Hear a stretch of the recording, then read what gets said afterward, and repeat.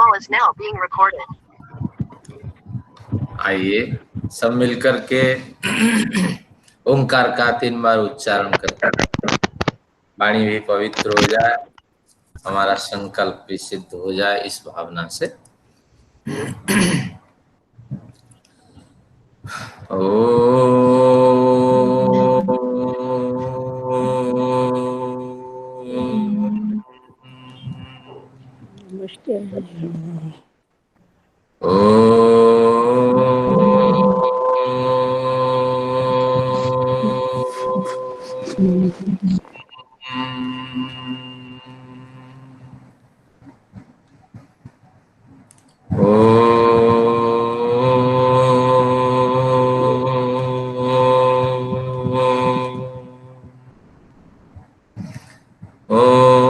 ओम शांति शांति शांति।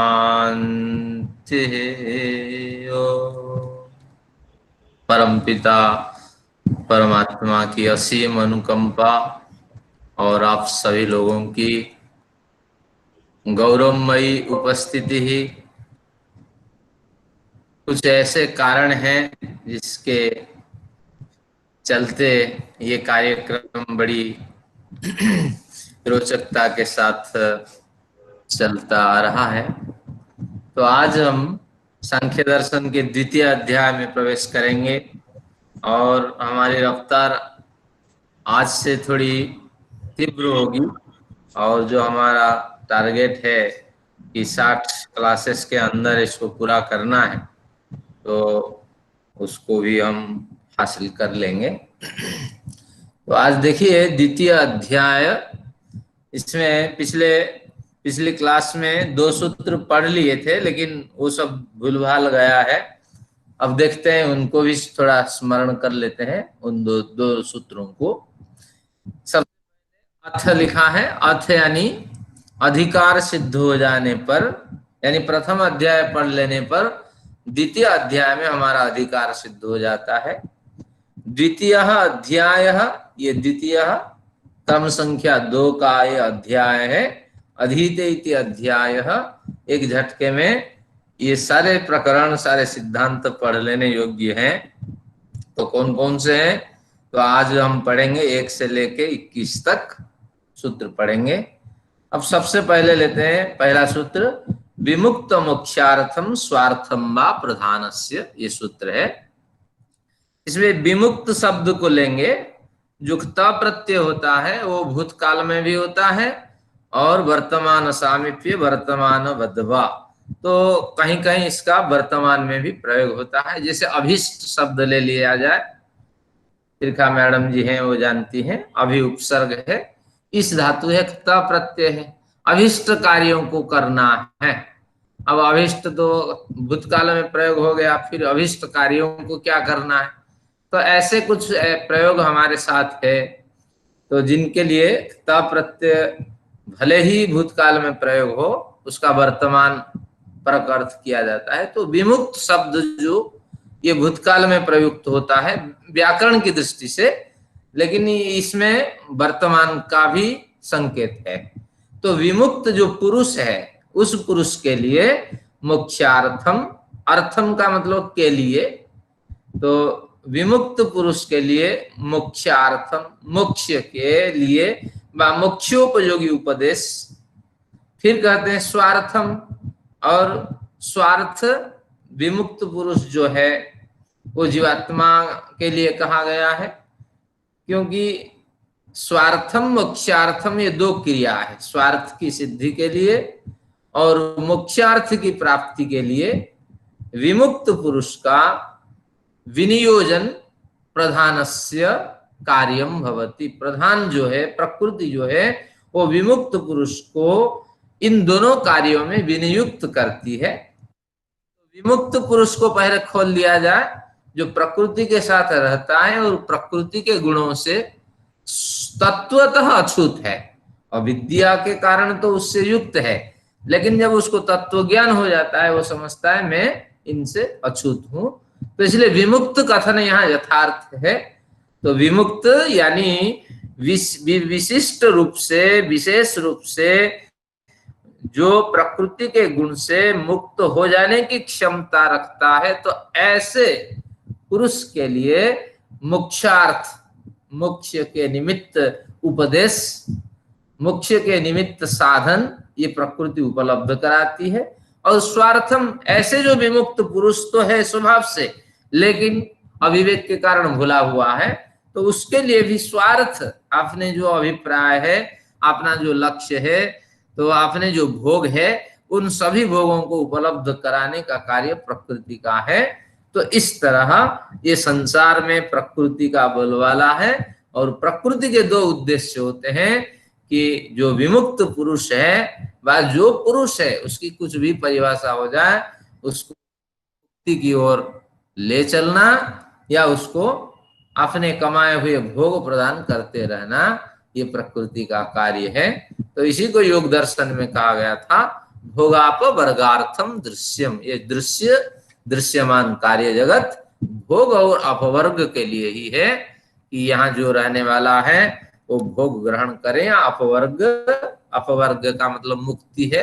जिस समय हम नाम को भी भूल जाते हैं, गोत्र को भी भूल जाते हैं, हमारे संज्ञा, पदवी, योग्यता जब भूल जाते हैं और केवल ही हम आत्मचेतना में प्रतिष्ठित बने रहते हैं, तो उसी समय का नाम है अपवर्ग। तो वर्ग यानी क्लासिफिकेशन, अप यानी दूर हो गया है क्लासिफिकेशन जिस शरीर से। तो ऐसी जो स्थिति होती है साधक की, तो उसको अपवर्ग की स्थिति कहते हैं। तो विमुक्त पुरुष के लिए व प्रकृति में रहते हुए स्वभाव से प्रकृति से अछूत रहने वाले साधक के लिए ये प्रकृति मोक्ष उपलब्ध कराती है। और स्वार्थ पुरुष जो भोग चाहता है उसको वो भोग उपलब्ध करा देती है, अगर उसने कमाया हुआ हो तब। नहीं तो अगर न कमाया हुआ हो चाहता है, तो किसी तरह, आगे के सूत्र कहेगा, किसी तरह वो भी जुगाड़ बैठा लेती है। बहुत से हम जानते हैं कार्य होता नहीं, जुगाड़ से काम चल जाता है। तो प्रकृति जुगाड़ भी करती है, कैसे जब आएगा मैं बताऊंगा। तो प्रकृति का कार्य है कि ये उसको मोक्ष भी प्रदान कर दें, और जुगाड़ हो या कमाया हुआ अगर पूर्व जन्म के हैं तो वो भोग उसको उपलब्ध करा देना है। तो इस तरह ये एक बढ़िया सूत्र है, इसको आप अभ्यास में ला सकते हैं। सूत्र संख्या 2 पे आते हैं, विरक्तस्य तस्सिद्ध। ये सूत्र महत्वपूर्ण है। इसमें कहा कि कुछ भी हो, ध्यान रखना, संसार में अगर बड़ा भोग आप चाहते हैं, संसार को भली भांति जीना चाहते हैं, तो आपको क्या करना पड़ेगा, विरक्तस्य तत्सिद्धे, विरक्तस्य पुरुषस्य तत्सिद्धे है। वो सारा जो बड़ा भोग, बड़ा लाभ, बड़ी उपलब्धि, बड़ी सफलता, जिसे अपवर्ग कहते हैं, अत्यंत पुरुषार्थ कहते हैं, मोक्ष कहते हैं, तो वो सारी कुछ सिद्धि विरक्त पुरुष के लिए ही है। और आसक्त पुरुष के लिए कोई बड़ी सिद्धि नहीं। आसक्त पुरुष तो फंसता जाएगा। जायमानो वै पुरुषः त्रिभिर ऋणैर्ऋणवान भवति। ये ऐतरेय ब्राह्मण का वचन है। पुरुष पैदा होते ही 3 प्रकार ऋण से सबसे पहले बंध गया। क्या है ना, पहले पिता माता का ऋण, पितृ ऋण, देव ऋण और ऋषि ऋण। तो पिता माता का ऋण, बड़े श्रम के साथ दोनों ने सुरक्षा के साथ इसको जन्म दिया, तो ऋण तो हो ही गया माँ बाप के। फिर देव ऋण क्या है, देव ऋण यानी समाज में भी बहुत से लोग हैं, दवाई आदि की व्यवस्था के द्वारा आपको हुष्ट पुष्ट बनाए रखे, भोजन आदि उपलब्ध कराए। जो भोजन आपके गर्भावस्था में होते समय लिया है, आपके पिता ने जो भोजन खरीदा है, इन दोनों ने इन भोजनों का निर्माण नहीं किया। समाज से भोजन आया और शुद्ध सात्विक भोजन के बल पे आप तंदुरुस्त और स्वस्थ होके जीवन जिए। तो इसीलिए देव परंपरा भी यहाँ काम कर रही है, जिसके कारण से ये सारा साजो सामान आपको उपलब्ध हो पाए और आप स्वस्थ बलिष्ठ बन पाए। तो इसलिए देव ऋण भी चढ़ गया ऊपर।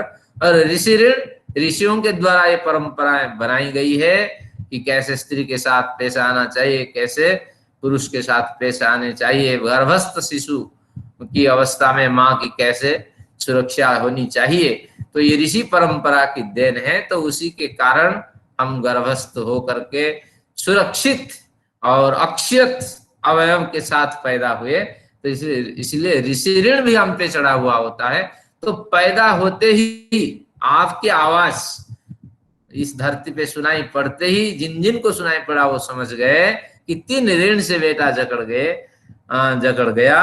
अब धीरे धीरे आपकी जैसी जैसी प्रगति होगी, कितने गुरु बनाएंगे, कितने रिश्तेदार बनाएंगे और कितनों से उपदेश लेंगे, क्या करेंगे, ये जो जैसी जैसी आपकी प्रगतियां होगी, ऋण से आप ग्रसित होते जाएंगे।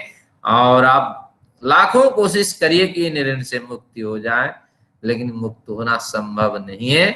अगर कहीं 1-2% दिखाई पड़ता है तो वो है कि यौगिक जीवन जी करके अगर आप मेडिटेशन आदि के द्वारा ईश्वर साक्षात्कार की ओर बढ़ते हैं तो कोई ना कोई परिवर्तन उस क्षेत्र में हो सकता है, अन्यथा तो ऋणी है।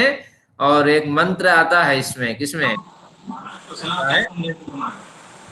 म्यूट कर लीजिएगा, सर्वान पथः अनृण आख्येम। ऋषि कहते हैं मैं बहुत पथों से, बहुत मार्गों से, बहुत व्यक्तियों से ऋणग्रस्त हो गया हूं, तो मैं चाहता हूं कि मृत्यु से पूर्व ये सारे जो मार्ग हैं ऋण रहित हो जाएं और इन ऋण रहित मार्गों से होके मैं गुजरूं। तो इस तरह भावना अगर रहेगी तो आप समाज में बहुत बड़ा परिवर्तन कर सकते हैं। तो आज से ये पवित्र भावनाएं आप संजोए रखिए कि मैं ऋण मुक्त हो नहीं सकता, लेकिन शास्त्र प्रतिपादित सिद्धांत पे चल करके अगर मैं कुछ ऋण मुक्त होने की पात्रता रख सकता हूं तो निश्चित रूप से वो मेरे लिए कारगर सिद्ध होगी। तो इस तरह विरक्तस्य पुरुष तत्सिद्धे, जो विरक्त पुरुष है वो विरक्त पुरुष ही उस अपवर्ग को, मोक्ष को, मुक्ति को, परम पुरुषार्थ को प्राप्त कर सकता है। सामान्य पुरुष प्राप्त नहीं कर सकता। क्यों? जब विरक्त यानी रक्त यानी राग, अनुराग, चाहत। तो जब तक हमारी चाहत है पदार्थों को भोगने की, पदार्थों का सुख लेने की, तो तब तक तो हम बंधे हुए। तो ये कहता है कि धीरे धीरे आसक्ति तो खत्म नहीं होगी, लेकिन धीरे धीरे आसक्ति को आप कम करिए। और कैसे कैसे आसक्ति कम होंगी, तो इसके लिए शास्त्रों में बढ़िया सिद्धांत है। जिनके पास पेन है वो लिख लें, कुछ महत्वपूर्ण बिंदु है। जब भोग, रोग और वियोग, भोग, रोग और वियोग, इन 3 स्थितियों से व्यक्ति गुजरता है तो उसकी आसक्तियां कम हो जाती है। भोग, रोग और वियोग, ये स्वामी ब्रह्म मुनि जी का विचार है। तो भोग, विविध भोगों को जो भोग लेता है, देख लेता है, अनुमान कर लेता है कि ऐसा ही भोग कल भोगा था, ऐसा ही भोगा परसों भोगूंगा, तो इसलिए कोई विशेषता नहीं है। तो इससे कोई अगर बेहतरीन भोग है ईश्वर, आप मुझे वो भोग उपलब्ध करा दीजिए। तो इसलिए इसका नाम है भोग।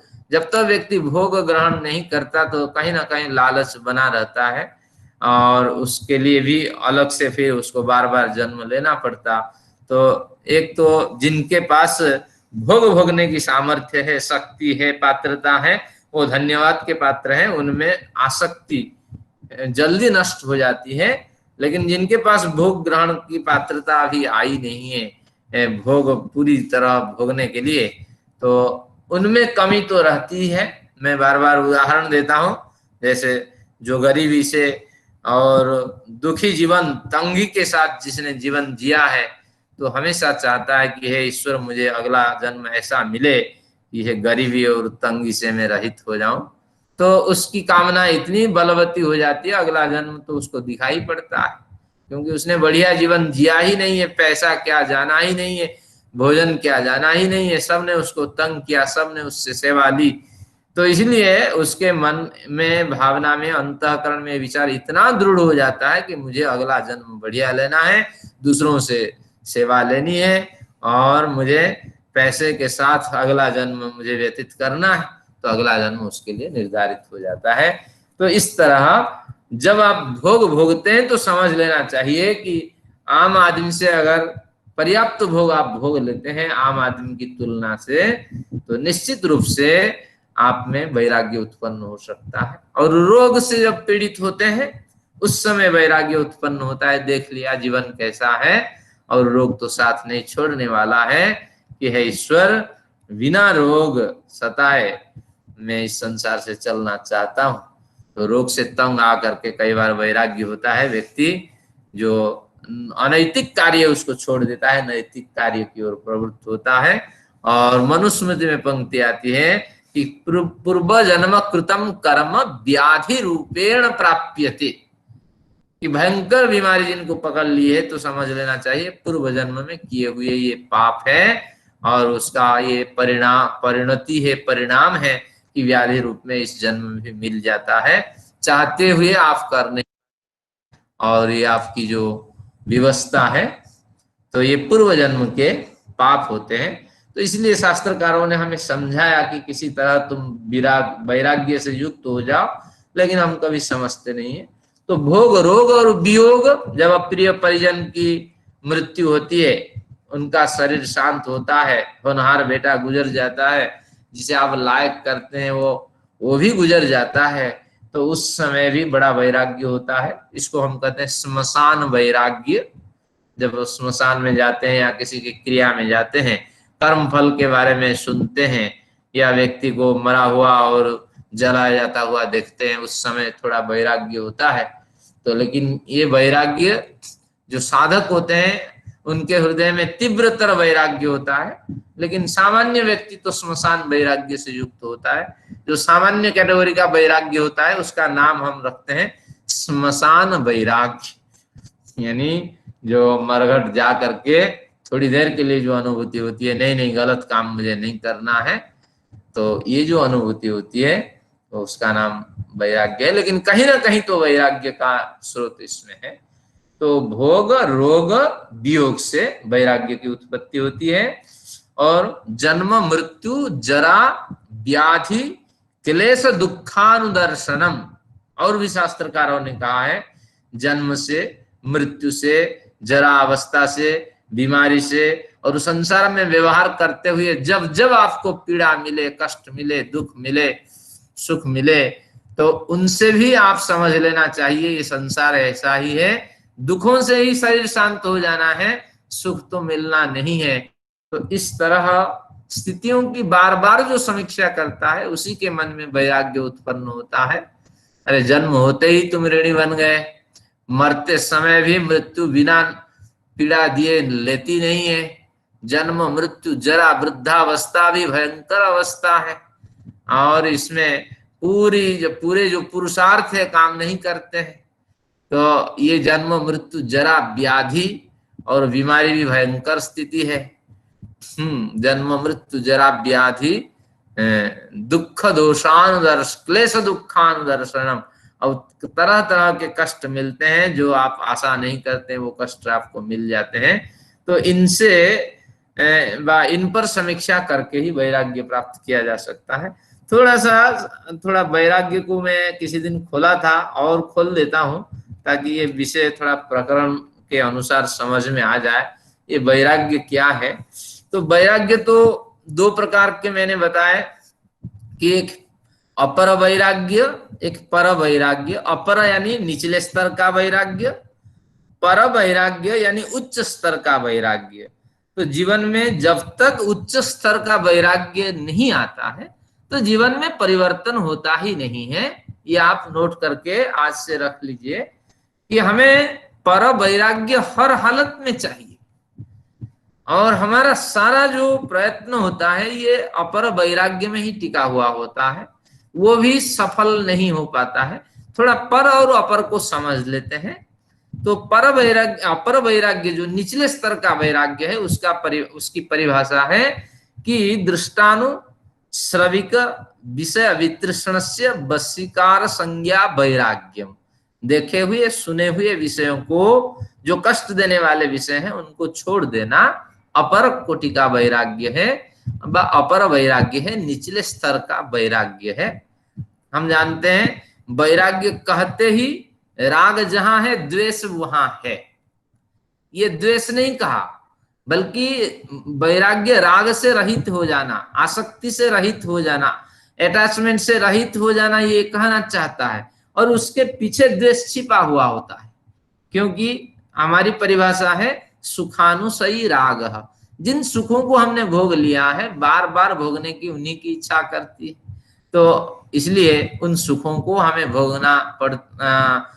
भोगना चाहिए, ये भावना अंदर से उठती है। तो ये हुआ हमारा राग है, आसक्ति है। और उन सुखों को भोगने में जो नहीं देता है, जो प्रतिबंधन डालता है, जो रुकावट है, तो उसके प्रति द्वेष भावना उत्पन्न हो जाती है।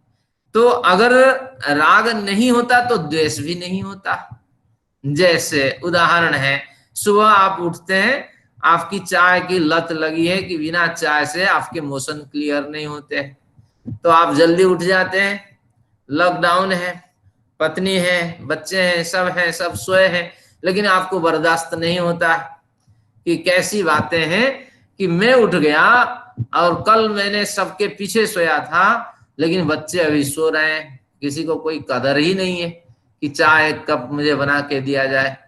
हाँ, तो ये अंदर से राग आपका था कि मुझे चाय पीनी है, और आप गए किचन में और बर्तन अस्त व्यस्त पड़े हैं, कभी भाई आएगी बनाई जाएगी, और कुछ आपको पता नहीं लगा, आप पूरा दिन तमतमाते हुए सुबह से आप गुस्से में रहे, पत्नी जागी और बच्चे जागे, और उत्पन्न हुआ कि चाय को दिलाने वाली न दिलाने वाले जितने घटक रहे उनके प्रति द्वेष उत्पन्न हो गया, क्योंकि चाय के प्रति आपका राग था, और राग के विपरीत परिस्थितियां उत्पन्न करने वाले सभी कारक द्वेष के क्षेत्र में आते हैं।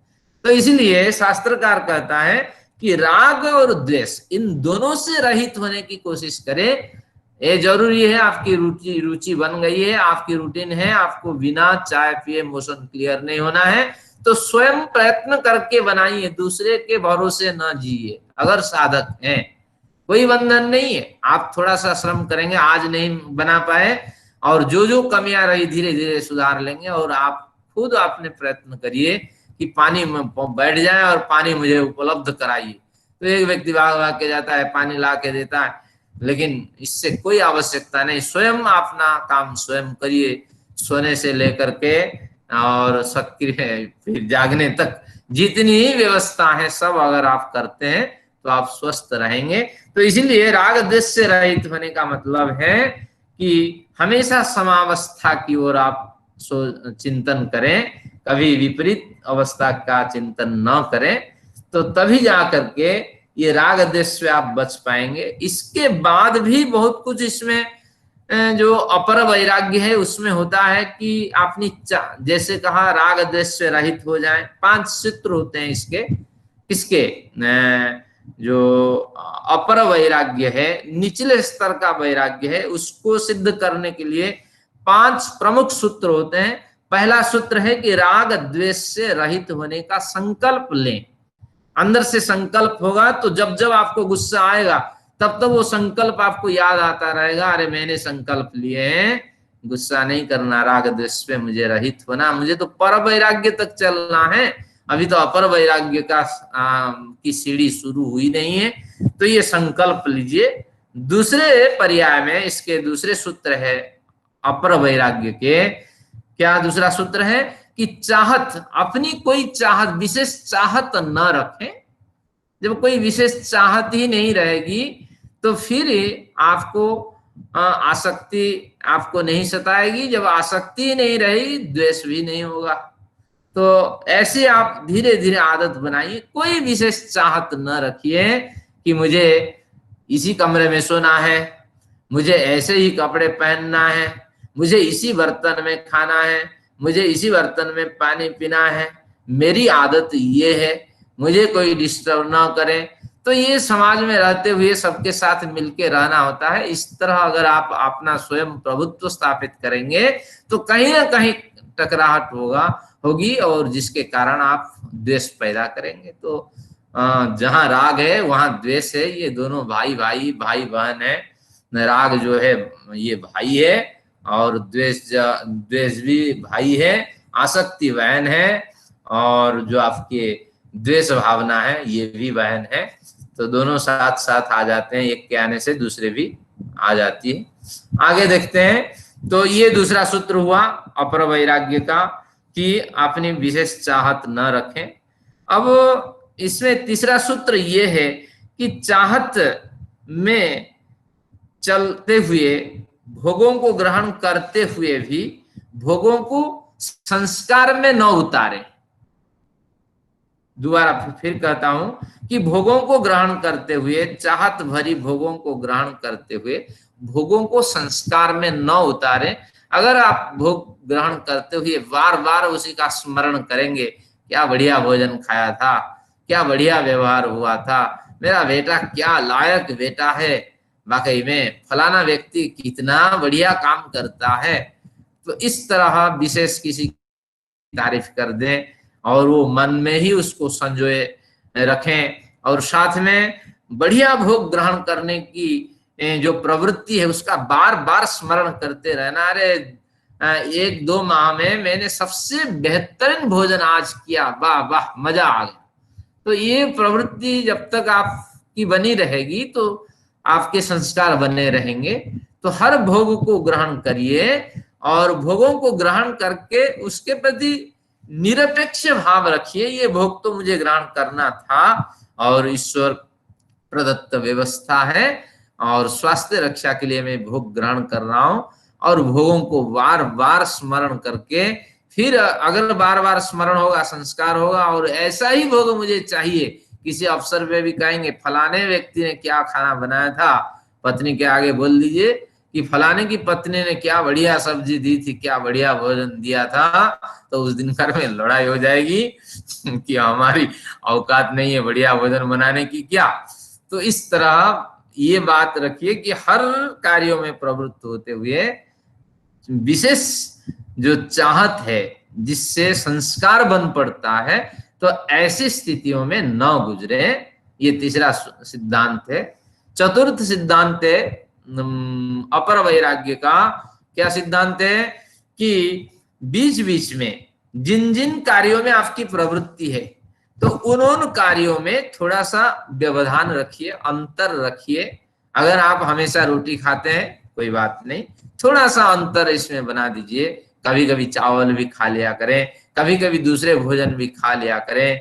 हाँ, अगर बढ़िया पकवान बना के संडे को खाते हैं तो ऐसा करिए कि 5-7 संडे तक इसका ग्रहण ही ना करें। बढ़िया भोजन, जैसे मैंने किसी पीएचडी के समय पे किसी के घर गया कुछ कार्य करने के लिए, प्रोफेसर रैंक का व्यक्ति था, तो वो व्यक्ति कहा कि आज तो संडे है, आचार्य जी आप अलग कहीं कमरे में शिफ्ट हो जाइए, क्योंकि आज हमारे घर में ये तो बनेगा, मटन बनेगा, फलाना बनेगा और आपको बर्दाश्त नहीं होगा। उन दिनों में धोती पहनता था तो इसलिए तो मुझे अलग कर दिया गया। 1 दिन तक मुझे क्वारंटीन में रखा गया। फिर उनका घर से जब गंदगी, बदबू और गंदगी खत्म हुई तो अगला दिन फिर मैं आया। तो इस तरह प्रवृत्तियां हैं, इन सबको आप दूर बनाइए, इन सबसे दूरी बनाइए। बीच बीच में जो चाहत की चीजें हैं उनसे दूरी बना देंगे तो ये धीरे धीरे आपका अपर वैराग्य इसमें सिद्ध हो जाएगा। तो इस तरह इसके कुछ महत्वपूर्ण सूत्र होते हैं अपर वैराग्य के, इसको अपनाना पड़ता है। और अपर वैराग्य के बाद पर वैराग्य आता है। पर वैराग्य को भी भली भांति समझना है। क्या कहता है? तत्परम पुरुष ख्यातिर गुण वैतृष्ण्यम। जब ये वैराग्य का मतलब है कि राग से युक्त जो पदार्थ है, भोग्य वस्तु है, उनके प्रति जब न्यूनता आपकी उत्पन्न हो जाती है कि न होने पर भी चल सकता है और हो रहा है तो न्यूनता के साथ आप उसका व्यवहार कर रहे हैं, ऐसी भावना जब उत्पन्न हो जाती है तो पर वैराग्य की सिद्धि होती है। इसी पर वैराग्य में प्रकृति और पुरुष का विवेक ज्ञान बार बार करते हुए भी, आगे सूत्र देखिए, तत्परम पुरुष ख्यातिर गुण वैतृष्ण्यम। पुरुष ख्याति, पुरुष यानी जीवात्मा, ख्याति यानी समझ, जीवात्मा का प्रकृति के साथ व्यवहार युक्त समझ से प्रबुद्ध होते हुए उनमें भी जो सत्वरज तम गुण है, उन गुणों के प्रति जब वितृष्णा की भावना उत्पन्न हो जाती है तब पर वैराग्य सिद्ध होती है। इसको भी भली भांति समझिए। हर व्यक्ति चाहता है कि वैराग्य से युक्त होकर सात्विक गुण से वो जीवन जिए। परिवार बढ़िया सात्विक है, बच्चे बढ़िया संस्कारी है, पत्नी बढ़िया संस्कारी है, भोजन भी संस्कार प्रेरित भोजन करते हैं, सुपाच्य भोजन करते हैं। तात्पर्य ये हुआ अभी गुणों के प्रति वितृष्णा उत्पन्न नहीं हुई है, क्योंकि सत्व गुण को आज भी आप ग्रहण करना चाहते हैं। और ये कहता है कि परवैराग्य जब तक जीवन में नहीं आएगा, परिवर्तन नहीं हुआ होगा, यानी सत्व गुण भी बंधन का कारण है। इसी को बारीकी से समझिए। शास्त्रकार हमें कितने प्रेरित करते हैं कि जीवन को कैसे सुधारना है। सब कुछ कर लेने पर भी सत्व गुण नहीं हटेगा। आप चाहेंगे कि समय पे उठें, संध्या करें, आप चाहेंगे कि हमेशा सत्य बोलें, आप चाहेंगे कि हर व्यक्ति सत्य के साथ आपके सामने पेश आए, ये सारा होता रहेगा। तात्पर्य ये हुआ सत्व गुण के प्रति अभी झुकाव है, तो इससे भी आप बंधन में हैं। अगला जन्म आपका जो होगा वो पुण्य प्रेरित जन्म होगा। शास्त्रकार कहते हैं इन सत्व गुणों से रजतम तो दब चुका है, लेकिन सत्व गुण जो है इससे भी आप ऊपर उठे तब जाके पर वैराग्य की सिद्धि होगी। तो कैसे उठेंगे ऊपर, मैं उदाहरण से आपको स्पष्ट करता हूं। जब साधक के लेवल पे आप आ जाते हैं तो अब रूटीन वहां काम नहीं करता। सुबह उठ करके मैं नहाऊं, जो रूटीन है उसी हिसाब से कार्य करूं, फिर मैं मेडिटेशन करूं। पहले क्या करूं, यम का स्मरण करूं, नियम का स्मरण करूं, आसन का स्मरण करूं, प्राणायाम करूं, और फिर प्रत्याहार करूं, धारणा लगा के फिर ध्यान में चलूं। ये सारी क्रियाएं करते करते करते करते समय बर्बाद हो जाना है। प्राणायाम आपका बहुत समय खा जाना है। आप मेडिटेशन क्या करेंगे, क्योंकि इसको करना जरूरी है। शास्त्र में ऐसे बताया गया है कि सात्विक विधि से चलने पर ही आप परमेश्वर तक पहुंच सकते हैं। लेकिन ये कहता है ये भी एक दिन बंधन लगने लगेगा, और ये सारी विधियां तोड़ करके आप आंख बंद करते ही ध्यानस्थ हो जाना है। ये सारी जो कड़ियां हैं, सीढ़ियां हैं, ये आपको नहीं चलना पड़ेगा। ये क्षमता जिस दिन आपको हासिल हो जाएगी तो समझ लेना चाहिए आपने सत्व को भी मात दे दी। तो लेकिन हम ये अपना नहीं पाते हैं, क्योंकि हमें ही अपने पर भरोसा नहीं है कि इन मार्गों को छोड़ देने से हमें कोई बड़ी उपलब्धि हो जाएगी, तत्काल हमारा ध्यान लग जाएगा। लेकिन हम कभी इसको छोड़ नहीं पाते हैं। लेकिन जब पर वैराग्य से युक्त होने वाले साधु संत होते हैं, उनको कोई संध्या करने की आवश्यकता नहीं होती है। इनके जीवन देखिए, वो सोने की आवश्यकता नहीं होती है। जब सब सो जाते हैं, सात्विक वृत्ति से प्रेरित होकर के सब बढ़िया निद्रा ले लिए होते हैं, उस समय वो मेडिटेशन कर रहा होता है बंदा। जब सब जागते हैं, जब सब मेडिटेशन कर रहे होते हैं, तब वो टांगे ऊपर करके सो रहा होता है। जानिसा सर्वभूतानाम तस्याम जागृति संयम, ये प्रमाण हमारे पास मिलता है। तो इसलिए सात्विक वृत्ति को हमें छोड़ना है। एक बढ़िया उदाहरण इसमें ले सकते हैं। एक नहुस का प्रकरण आता है, किसमें योग दर्शन में आता है। और नहुस ने एक व्यक्ति को पकड़ लिया, उसका नाम था भरत, जड़ भरत उसका नाम था। वो मेड़ पे, गर्मी का दिन था, मेड़ पे सो करके, हट्टा कट्टा व्यक्ति मेड़ पे सो करके समय बिता रहा था। नहुस को 5-7 व्यक्ति खींच खींच करके ले जा रहे थे सवारी में। नहुस राजा था और किसी के पैर में कांटे चुभ गए, तो अब सवारी जो ढोने वाले व्यक्ति थे उनमें से असमर्थता एक दो ने व्यक्त की कि हम हमारे पैर कांटे से चुभ चुके हैं, हम लोग व्यवस्थित रूप से आपको ढो नहीं सकते। तो ऐसे व्यक्ति जब सामने पड़ा हुआ मिला तो इसको उठाए और बढ़िया व्यवहार हुआ। तो उनको बोले कि ये महाराज जी को लेकर के जो राजधानी है वहां छोड़ना है, आप इसको खींचिए। तो जड़ भरत बड़े साधु रहे, उसको दत्तात्रेय बहुत से लोग कहते हैं। 24 गुरुओं का उन्होंने उल्लेख किया है, भागवत में भी कथा आती है। तो अब उस समय जागने का समय था, साधुओं का व्यवहार बढ़िया था। अब उसके कंधे पे लाद दिए और नहुस को खींचा काफी देर तक, और थक गया, क्योंकि साधुओं का भोजन पान इतना मजबूत नहीं होता है। जब थक गया तो चुप से बैठ गया। 3-3 व्यक्ति खींचते थे, बीच में रखते थे कि ये व्यक्ति बीच में भाग न जाए, क्योंकि ये अनट्रेंड व्यक्ति है। लेकिन वो बैठ गया तो बैठ गया, सो गया। अब खींचना संभव नहीं रहा। अब राजा के कर्मचारी इसकी खूब पिटाई कर दिए, अब पिटाई करके किसी तरह वो चल दिए। लेकिन जब इनको होश आया तब फिर उन्होंने सोचा कि अरे गलत काम तो हुआ, कोई बात नहीं, फिर मेडिटेशन में चले गए। तो इस तरह साधुओं की वृत्ति होती है, उनको कोई फर्क नहीं पड़ता मार से या किसी सम्मान से। तो इस तरह अगर हम पर वैराग्य से युक्त होते हैं तो सात्विक, राजा को अपने घर छोड़ना ये सात्विक वृत्ति का काम था, और लेकिन उन्होंने उसका निर्वाह भली भांति नहीं कर पाया क्योंकि मेडिटेशन का समय आया, शरीर भी उसका साथ नहीं दिया। तो इस तरह उदाहरणों से हमें पुष्टि हो जाती है कि हमें सात्विक वृत्ति का हमेशा साथ भी नहीं देना है, इसका साथ भी छोड़ना है। एक और उदाहरण से इसका बढ़िया उदाहरण दिया जा सकता है, वहां इसका समाधान किया जा सकता है। याज्ञवल्क्य ने कहा मुझे घर छोड़ के जाना है। अब मैत्रेयी ने पूछा, उनकी पत्नी थी, कि अब क्या परेशानी है? सात्विक वातावरण है, पत्नी भी सात्विक है, शास्त्रीय चर्चा हो जाती है, मैं भी विदुषी हूँ, मेरे से कोई कमी है बताइए?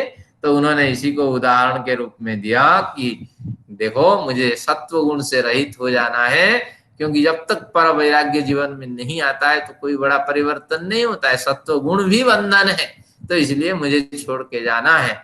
और ज्यादा जब पूछने लगी मैत्रेयी तो कहते हैं मैत्रेयी माति प्राक्षी मूर्धाते पतिष्यति, हे मैत्रेयी तू ज्यादा प्रश्न मत किया करो, क्योंकि तुम्हारा जो मूर्धा है, तुम्हारी जो खोपड़ी है वो खराब हो जाने वाली है। इस सिद्धांत को जो जिया है, जीवन जिया है सिद्धांत के अनुसार, वही इसके रहस्य को जानता है। तो सबको पर वैराग्य नहीं सधता है, और जिसके जीवन में पर वैराग्य आ गया है निश्चित रूप से उसका अगला पर वैराग्य का अगला जो सोपान है, अगली सीढ़ी है, वो है धर्म मेघ समाधि, वहीं से जीवन में परिवर्तन होता है। तो संप्रज्ञात समाधि लगाते हैं और संप्रज्ञात समाधि से पूर्व अपर वैराग्य सिद्ध होता है। दूसरा संप्रज्ञात समाधि, फिर संप्रज्ञात समाधि के उत्तर पर्याय में सत्व पुरुष का विवेक ख्याति बनी रहती है, और उस विवेक ख्याति में सत्व गुण में ज्यादा रुचि होती है, तो उसमें वो दोष होता है। वो दोष जब दूर हो जाता है तो पर वैराग्य की सिद्धि होती है, और पर के तुरंत बाद धर्म मेघ समाधि, और धर्म मेघ समाधि से असंप्रज्ञात समाधि, ये बिल्कुल क्रम है।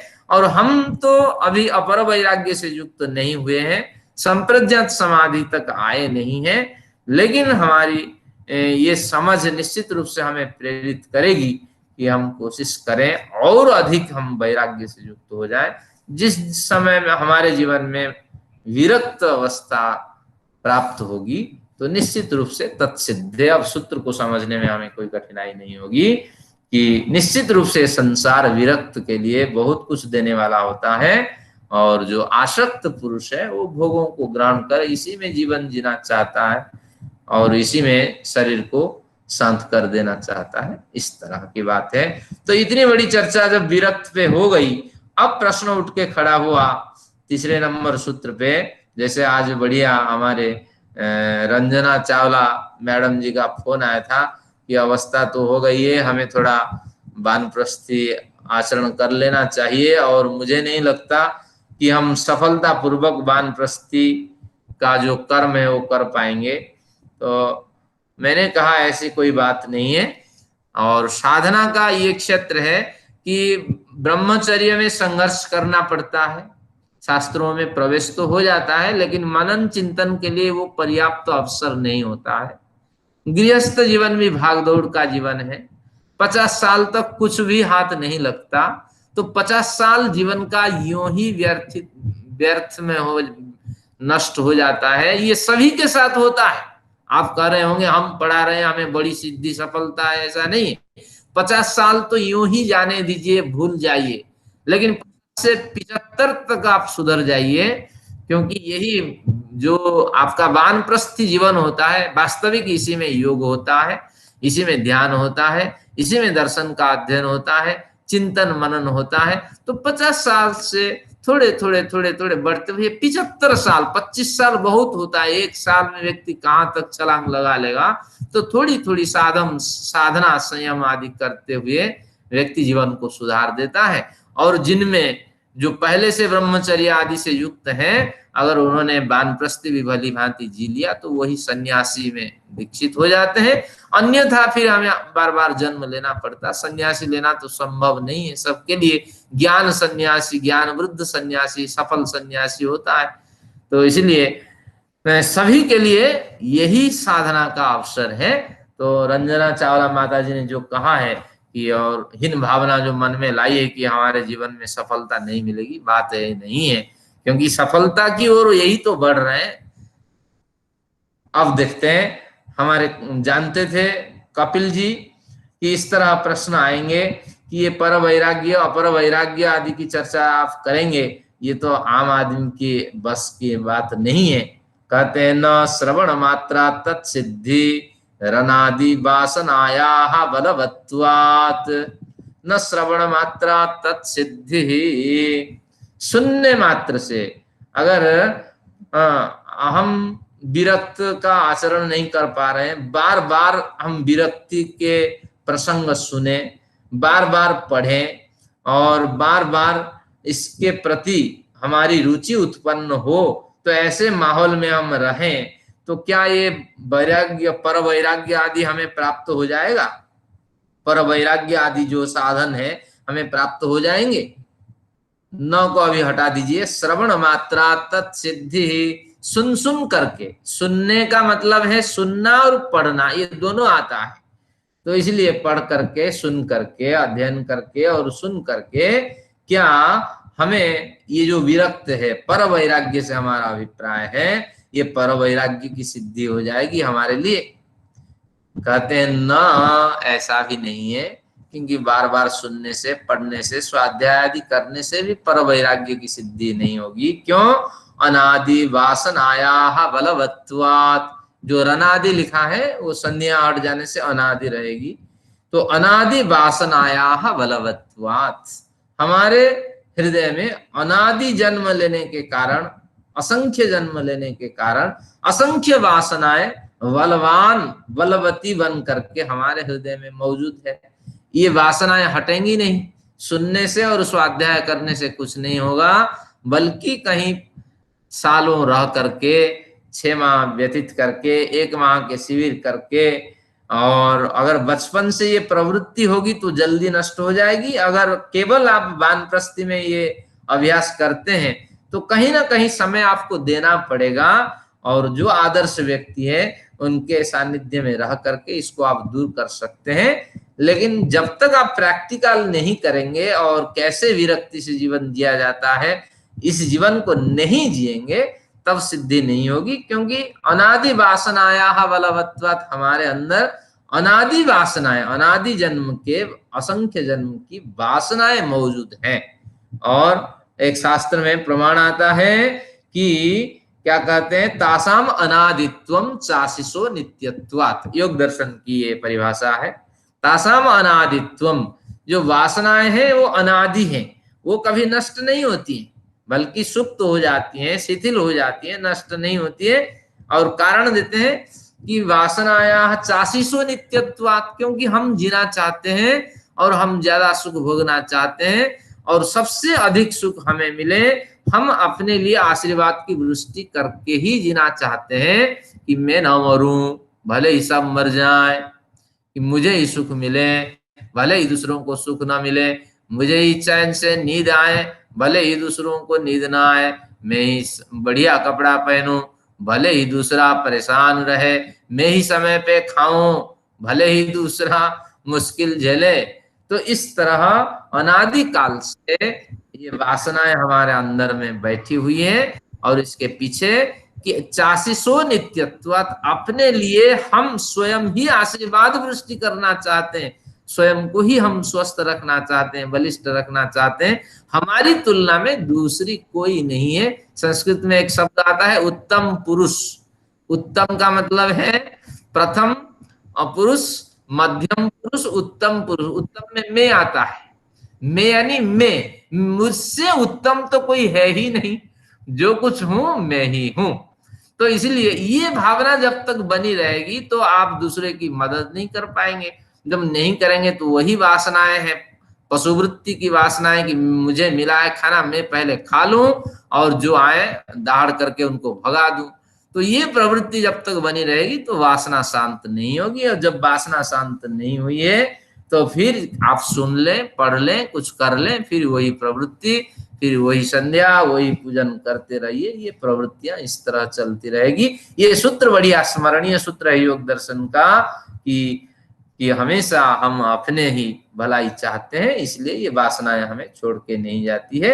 और अगर वासनाएं हैं ततस्तद विपाकानुगुणानाम एवाभिव्यक्तिर्वासनानाम, अगर वासनाएं हैं तो उनसे, वासनाओं से फल उत्पन्न होगा, वो फल फिर पकेगा, और फल पकने के बाद फिर हमारे जीवन में उसका प्रभाव दिखाई पड़ेगा। कितना भी सुन ले, कुछ भी कर ले, इधर से सुने उधर से निकल जाना है, क्योंकि गहराई में ये नहीं उतरने वाला है। तो तब उतरेगा जब आप कुछ समय जो साधक हैं, जिसे आदर्श मानते हैं, उनके आश्रय में, सानिध्य में रह करके वो कैसे जीवन जीते हैं, किस तरह उनकी जीवनचर्या है, जीवन शैली है, ऐसे जीवन शैली से जब गुजरेंगे तब कुछ परिवर्तन हो सकता है, ये शास्त्र कहता है। तो इसलिए टीवी आदि देख करके, यूट्यूब चैनल आदि देख करके अगर आप चाहते हैं कि कोई बड़ी सफलता मिल जाए तो ये संभव नहीं है, आपको अंतेवासी बनना पड़ेगा। अब आते हैं प्रकृति का काम क्या है, कि जो भोग आप कमाए हैं वो तो उपलब्ध करा देगी, साथ में जुगाड़ भी बना देगी। ये भी मैंने कहा था। अभी चतुर्थ सूत्र देखिए, इनमें से ये 3 सूत्रों में से महत्वपूर्ण सूत्र ये तीसरा नंबर सूत्र, इस पे इंपॉर्टेंट मार दीजिए। न श्रवण मात्रा तत्सिद्धि, सुन करके पढ़ करके कोई बड़ा सा परिवर्तन नहीं होगा जब तक आप उसको प्रैक्टिकल रूप में नहीं अपनाएंगे। अब चतुर्थ सूत्र में कहता है बहुभृत्य वदवा प्रत्येकम, प्रकृति का कार्य है कि क्या कार्य है प्रकृति का ना, जैसे अनेक वृत्तियों को खुश करने का कार्य मालिक का होता है, क्योंकि भृत्य तो जानते हैं कमजोरी कहाँ है, और कोई पूछ ले कि मालिक की आदत कैसी है तो तुरंत वो भृत्य बखान करने में लग जाएगा, भैया ऐसा ऐसा है, ऐसा है, इसके पास तो नहीं रहना चाहिए, मेरी मजबूरी है, मैं रुक रहा हूँ। इसलिए मालिक जानता है कि इसके मुंह बंद करना है, और मेरी जो बुराइयां हैं, परिवार की बुराइयां हैं, बाहर न जाए, तो इसलिए वो खुश करना चाहता है। वो दिवाली को मिठाई बांटता है, और जब जब अवसर होता है उसको देता है, और हमेशा मालिक के पैसे चढ़े हुए होते हैं किनसे, किन पर, जो सेवक होते हैं, ताकि उनके मुंह बंद रहे। तो इसलिए ये कहता है बहुवृत्य वदवा प्रत्येकम, प्रकृति भी तो उसी तरह ये संसार में जितने प्राणी है सबको खुश करने में लगी हुई होती है। जिनकी कमाई हुई चीजें हैं उनको तो वो दे देती है, लेकिन जिनके पास नहीं है, जिनकी कमाई नहीं है, तो कहीं ना कहीं जुगाड़ उपलब्ध करा देती है। इन दिनों चल रहा है ये नवरात्र का प्रकरण है, तो बहुत से लोग नवरात्र में श्राद्ध करते हैं, बहुत से लोग श्राद्ध नहीं करते हैं, लेकिन जो लोग होते हैं देने वाले, वो बिना मतलब के दूसरों की भी हेल्प कर देते हैं और बड़े खुश हो जाते हैं। उदाहरण मेरे सामने, मेरे पास कुछ रहते हैं, कुछ फैमिली रहती है, उनके घर में 20-20 किलो आटा पहुंच गए, तो बड़ी खुशी के साथ वो उसको ग्रहण कर रहे हैं और कह रहे हैं लॉकडाउन में सबको नुकसान हुआ, हमें तो लाभ हुआ है। तो तात्पर्य जो 20 किलो आटा दिया है, पैसे भी उसी हिसाब से दिया होगा, और भी सामान दिया होगा, फल भी दिया होगा। तो तात्पर्य ये प्रकृति जुगाड़ बना लेती है किसी तरह कि इसको फल उपलब्ध करा दिया जाए, उसको उपलब्ध करा दिया जाए, उसको उपलब्ध कर दिया जाए। तो ये प्रकृति का काम है, नहीं तो व्यक्ति के पास साधन दिखाई पड़ने से वो भी हेरा फेर करके ले आता है सामान, अनैतिक उपाय का अवलंबन कर लेता है। तो कहीं ना कहीं एक पंक्ति चलती है, बढ़िया प्रसिद्ध पंक्ति, कि अजगर करई न चाकरी, पंछी करई न काम। तो ये दोनों तो कोई बड़ा काम नहीं करते हैं, लेकिन इनके पेट ईश्वर भरता है। दास मालुक कह रहे हैं, सबका दाता राम। तो राम यानी ईश्वर अपनी व्यवस्था ऐसे बना रखी है कि कहीं ना कहीं जुगाड़ से भी प्रकृति उपलब्ध करा देती है सामान और भोग। तो इस तरह ये संसार चलता है। हर व्यक्ति संसार में जो फंसा हुआ है भोग को ग्रहण करने में माहिर होता है, और वो कितना भोग ग्रहण करता है, आवश्यकता से अधिक या न्यून, ये निर्भर करता है उसकी साधना पे। आगे फिर कहते हैं, अगला सूत्र देखिए पांचवा, प्रकृति वास्तवेच पुरुषस्य अध्यास सिद्धि। प्रकृति वास्तवेच पुरुषस्य अध्यास सिद्धि। तो अब यहाँ एक प्रश्न उठाया, प्रकृति वास्तवेच, अगर प्रकृति को न माने तो हानि क्या है?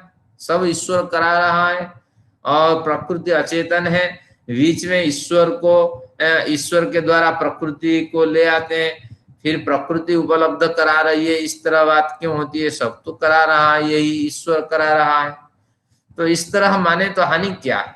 कहते हैं समाधानकार कि ऐसा नहीं है, समस्या हो जाएगी, प्रकृति को बीच में मानना पड़ेगा। क्यों? ना प्रकृति वास्तवेच, प्रकृति का एक वास्तविक स्वरूप है, ये तो मानने पर पुरुषस्य अध्यास सिद्धि, अगर इतना प्रकृति वास्तविक है, इतना मान लेने से पुरुष यानी चेतन पुरुष, ये जीवात्म पुरुष, तो उसके समक्ष जो अध्यास की समस्या है उसकी सिद्धि हो जाएगी। अध्यास का मतलब है कि जो मिथ्या ज्ञान है, विपरीत ज्ञान है, अविवेक है, तो उसकी पुष्टि हो जाएगी। क्योंकि अगर परमेश्वर सब उपलब्ध करा रहे होते हैं तो परमेश्वर में मिथ्या ज्ञान नहीं होगा, अविवेक नहीं होगा। तो अध्यास शब्द का मतलब है कि अविवेक मिथ्या ज्ञान से युक्त होना, अचेतन को चेतन मानना, चेतन को अचेतन मानना, इसका नाम अध्यास। शंकराचार्य के ग्रंथ में अध्यास शब्द का बड़ा प्रयोग होता है, जिसका नाम है मिथ्या ज्ञान। ये मिथ्या ज्ञान पुरुष को जो होता है, ये प्रकृति के कारण से तो होता है।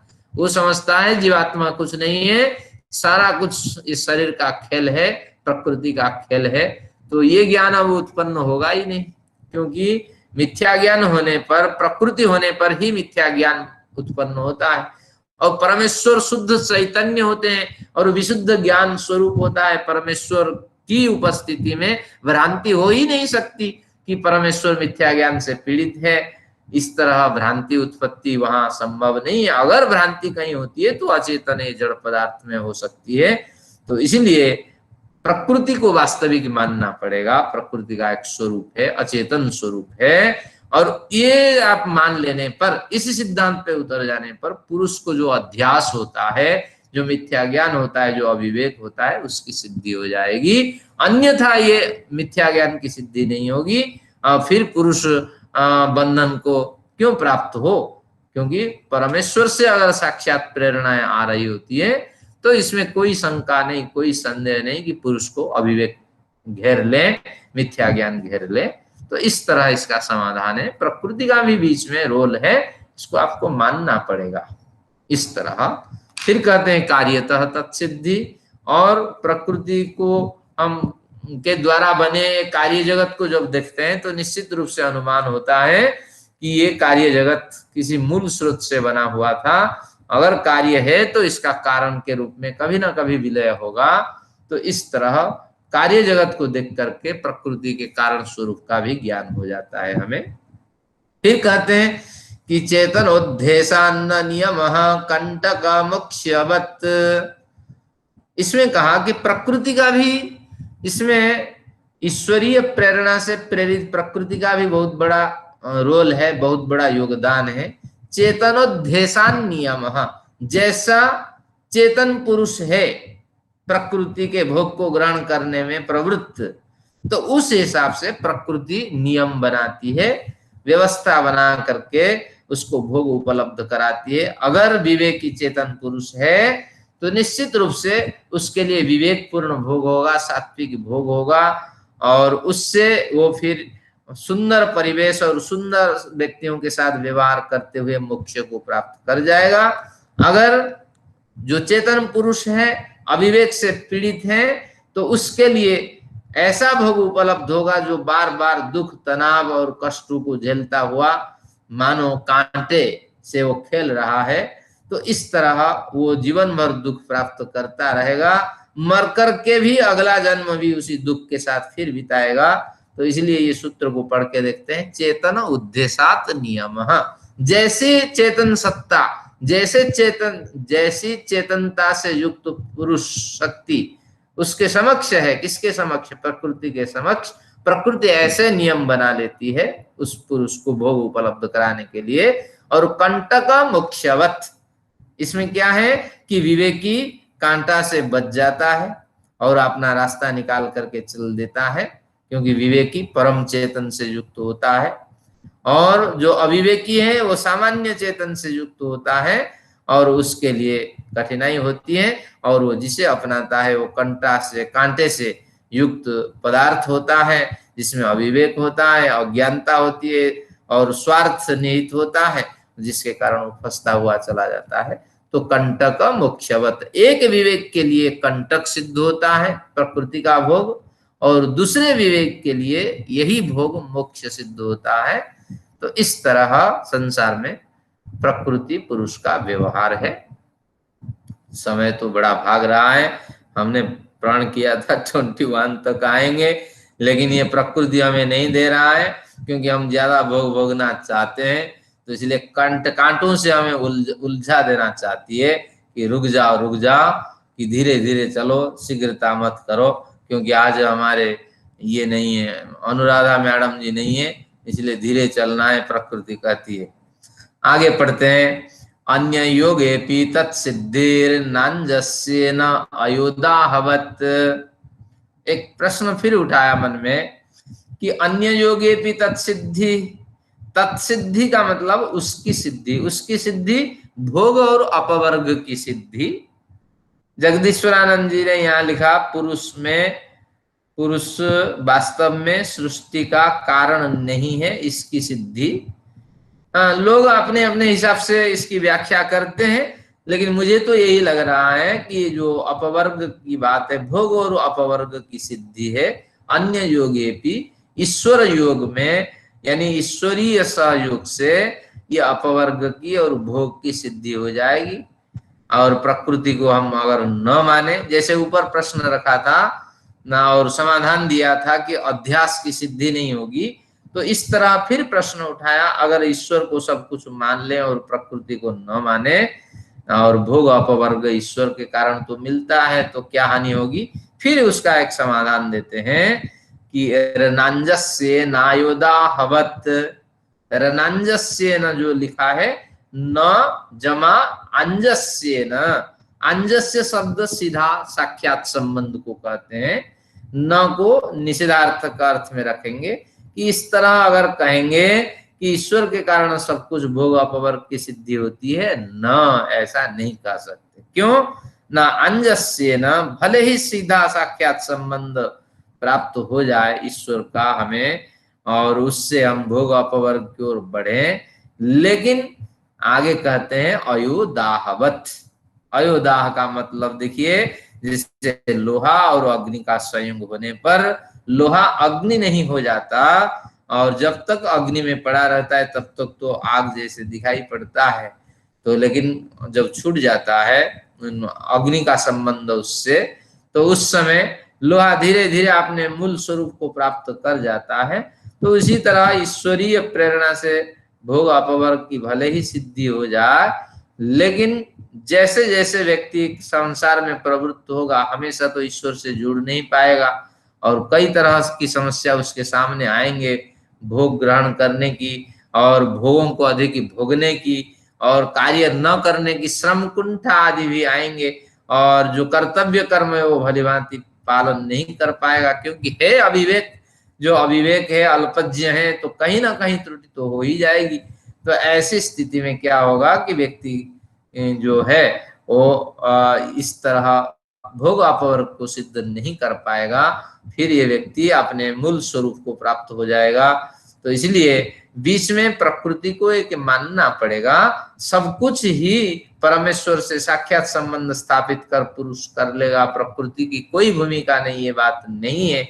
और परमेश्वर से जो साक्षात संबंध वो प्रकृति के माध्यम से अगर प्राप्त होता है जीव को, तो और जीव साधना आदि करता है, तो फिर उसकी रुचि तीव्रतर होती है और उसकी साधना में तीव्रता दिखाई पड़ती है, और तत्काल ईश्वर से संबंध स्थापित करके वो सिद्ध पुरुष हो जाए, महात्मा हो जाए, वो संभव नहीं है, क्योंकि ये है अविवेक और अल्पज्ञ है। तो इसलिए प्रकृति को साथ में लेके चलना ही सिद्धांत है। और अगर इस तरह मनमानी कोई अर्थ करें कि साक्षात संबंध से परमेश्वर से युक्त होकर के भोग अपवर्ग मिल जाए, वो संभव नहीं है। क्योंकि आपको अभौतिक कार्य करना है तो कोई ना रॉ मटेरियल चाहिए जिसके माध्यम से आप समाज की सेवा कर सकें, समाज का कल्याण कर सकें, और स्वयं ही कुछ करने में आप असमर्थ हैं। तो इसलिए प्रकृति को आपको मानना पड़ेगा, क्योंकि हमारा पूरा शरीर तो प्रकृति से बना हुआ होता है, और चेतन आत्मा का परम चेतन से तत्काल सहयोग हो जाएगा। बिना प्रकृति के मध्यस्थता में ये संभव ही नहीं है। तो इसलिए ये सूत्र भी बढ़िया महत्वपूर्ण सूत्र है। और 9वां सूत्र पढ़ करके आज का प्रकरण समाप्त करते हैं। और जो शुरू में उन्होंने कहा था कि विरक्तस्य तत्सिद्धे, विरक्त पुरुष ही सब कुछ प्राप्त कर लेता है, तो उसी का यहाँ एक तरह का उपसंहार है, राग विरागयोर योगः सृष्टि। राग विरागयोर योगः सृष्टि, ये सारा खेल राग के कारण, राग यानी आसक्ति के कारण, विराग यानी द्वेष के कारण। तो राग द्वेष ये जब तक हमारे मन में है, समावस्था जब तक हमें प्राप्त नहीं हुई है, तब तक ये जन्म का चक्र चलता रहेगा, ये सृष्टि चलती रहेगी, भोग हमें मिलता रहेगा। तो इसलिए हमें राग को न्यूनतम स्थिति में लाना होगा, आसक्ति कम करनी होगी। हमें द्वेष के बारे में सोचना नहीं है, हमारे द्वेष का मूल कारण राग है, और जहां राग है वहां द्वेष है। तो ये ज्ञान को समझ करके न्यूनतम आवश्यकता के साथ हम जिए, आसक्ति को बहुत ही कम करें, कोई विशेष चाह न रखें, और जो भी भोग हमें मिल रहा है उसको संस्कार के स्तर पे न उतारें, और बीच बीच में भोगों को ग्रहण करने में विराम दें, उपवास आदि करें, स्थान बदल दें। तो ये कुछ अगर जीवन में होगा तो फिर पर वैराग्य की सिद्धि होगी। अगर जीवन में पर वैराग्य नहीं आया तो कुछ नहीं होना है, और आज भी हम पर वैराग्य से रहित हैं। तो ये शास्त्रकार कहीं ना कहीं हमें कह रहे हैं कि सृष्टि का मूल कारण है राग और वैराग्य। राग विरागयोर सृष्टि, राग यानी आसक्ति, विराग यानी द्वेष। तो राग द्वेष से ये सृष्टि बनी हुई होती है। जिनके प्रति द्वेष है, जिनके प्रति हमने गलत आचरण किए हैं, वो सजा हमें मिलने वाले हैं। और जो हमने राग के कारण भोगों को भोगा है, दूसरों का हक छीना है, दूसरों को अपमानित किया है, तो उसके कर्म संस्कार भी हमें मिलने वाले हैं व मिल रहे हैं। तो इस तरह हम फंसे हुए हैं बीच मझधार में, और निकलना है तो हमें विराग के बारे में, द्वेष के बारे में सोचना नहीं है, राग को हमें कम करना है, आसक्ति को कम करना है, और जिस आसक्ति के कम होने से दूसरों को लाभ होगा तो उस पर हमें ध्यान देना। समय हो गया है 3 मिनट, और इस तरह धीरे धीरे आगे बढ़ते रहेंगे। लक्ष्य तो बड़ा बना लेते हैं, लेकिन वो हमारी औकात और सामर्थ्य के हिसाब से हम बढ़ते हैं। जी हाँ, 5 मिनट ले सकते हैं अगर कुछ प्रश्न है। जिनको जाना है जा सकते हैं। हाँ, कुछ कह रहे थे शायद। हाँ जी। ये एक मैं ऐसे रीड कर रहा था, इसमें ये 13वां नंबर है शायद। पुरुष शरीर में जो निश्चय करने वाली वृत्ति है उसे बुद्धि कहते हैं। यह सत्व स्वरूप वाली होती है। क्या यह तामसिक और रजत में भी होती है या सिर्फ सत्व रूप वाली ही होती है? 13वें सूत्र थोड़ा प्रकरण से अधिक पढ़ लेंगे, कठिन नहीं होगी। बस मेरा, क्योंकि मैं कम अटेंड करता हूँ, एक प्रश्न था छोटा सा जिसमें बोला सत्व स्वरूप वाली बुद्धि। बुद्धि सत्वगुण से प्रेरित हुई होती है, के अलावा नहीं होती किसी और से। नहीं, बुद्धि का वास्तविक स्वरूप सत्वगुण से प्रेरित होना, बस यही जानना था। अगर गलत ज्ञान है तो बुद्धि गलत ज्ञान को सत्वगुण मान बैठती है। अच्छा, तो ज्ञान प्रमुख है, जैसे ज्ञान होगा।